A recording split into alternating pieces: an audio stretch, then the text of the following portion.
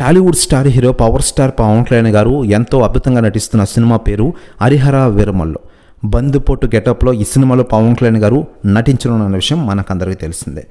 ఈ మూవీ త్వరలోనే ప్రేక్షకుల ముందుకి రాబోతున్న సంగతి అందరికీ తెలిసిందే.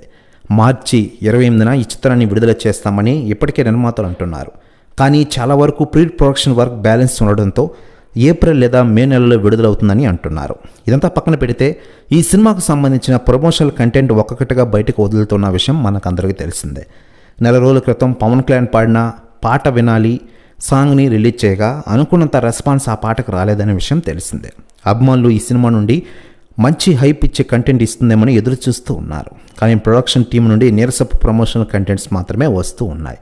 అభిమానులు ఊపు తెచ్చుకోలేకపోతున్నారు. ఇకపోతే ఇటీవలే ఒక కొల్లగొట్టిన నదిలో పాటకు సంబంధించిన ప్రోమో విడుదల చేశారు ఈ సినిమాని.